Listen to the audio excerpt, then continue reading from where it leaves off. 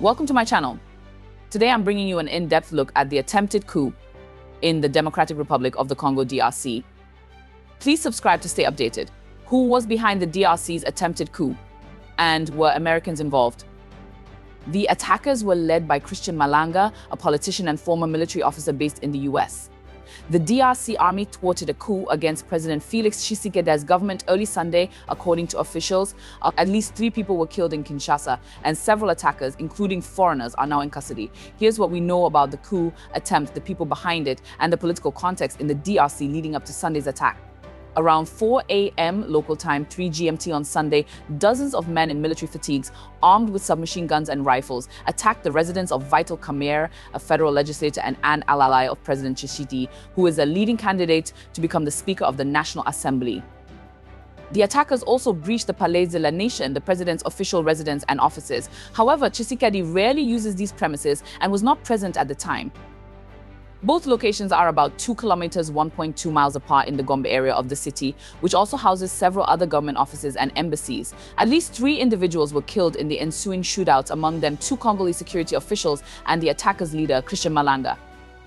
The Congolese military reported that around 50 people have been arrested, including 3 US citizens. Ammunition launched from the capital struck a region in Brazzaville, located in the neighboring Republic of the Congo, injuring several individuals. The 2 capitals are divided by the Congo River. The assault continued for approximately 3 hours before being repelled. Who is Christian Malanga and what was his aim? Captain Christian Malanga Musumari, believed to have led Sunday's attack, was a wealthy businessman and politician who once served as a military captain in the Congolese army. He resided in the United States, where his family obtained political asylum during his childhood. Despite running in the parliamentary elections of 2011, Malanga faced arrest and detention for several weeks during former President Joseph Kabila's tenure. Following his release, he relocated to the US, where he established the opposition United Congolese Party (UCP). Over time, Malanga has advocated for religious freedom in Africa and spearheaded anti-corruption training programs for young Africans in Europe. Officials have stated that Malanga made an initial attempt at a coup in 2017, which was aborted without elaboration. During Sunday's assault, captured on a Facebook livestream, Malanga menaced the president and rallied support for New Zaire. The Democratic Republic of Congo was previously known as Zaire. In a video address in Lingala, Malanga, amidst his forces' occupation of the president's offices, expressed exhaustion with the current leadership, condemning Tshisekedi and Kamerhe for their perceived mismanagement of the country. Subsequent social media images depicted Malanga's body and that of another combatant, with officials reporting his death following resistance to arrest. Analysts are perplexed by the apparently amateurish assault carried out by Malanga's army, resulting in his demise, and suggest he might have had internal supporters who ultimately let him down. Albert Malukisa Nkuku, a professor at the Catholic University of the Congo, remarked, instead of targeting strategic locations such as Kinshasa's 2 airports, military bases, and the national broadcaster RTNC, the Malanga commando operation focused on less significant targets that hold no sway in toppling the government. He noted that Congolese presidents seldom utilize the official residence due to security concerns. He further questioned why initiate an attack at Vital Kamerhe's residence and deplete a considerable amount of ammunition before eventually reaching the palace of the nation, who were the Americans reportedly implicated. At least 3 of those detained on Sunday were American, including Malanga's young son, as stated by the military photos shared on social media depict the confiscated passport of another American citizen, Benjamin Zalman Polan, who purportedly played a role in the recent attack. In a 2022 Africa Intelligence article, Zalman Polan was identified as a cannabis entrepreneur and a business associate of Malanga.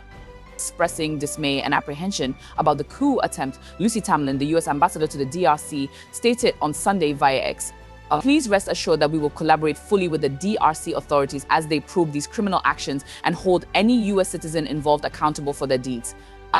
The Democratic Republic of Congo's military is embroiled in conflict with the M23 rebel faction, which is pushing towards Goma, a vital town in North Kivu known for its mineral wealth.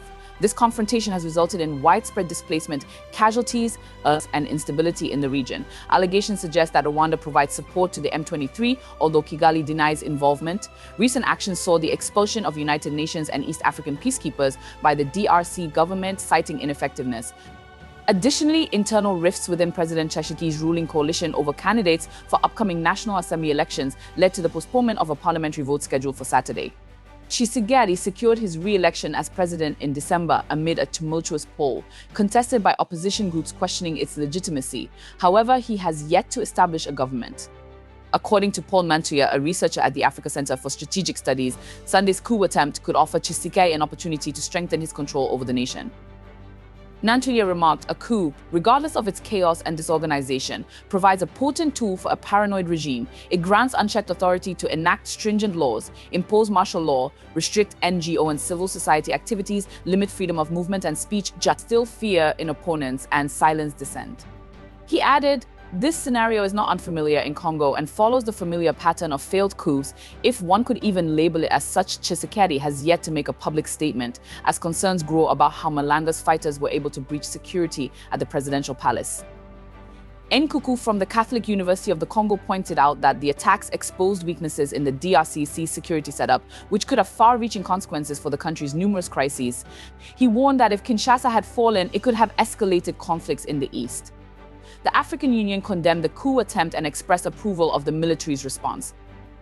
This incident adds to a trend across Africa, with at least 5 countries, particularly in West Africa, experiencing military takeovers since 2020. Thank you for tuning into my videos. Don't forget to subscribe and stay tuned for more content. See you in the next video.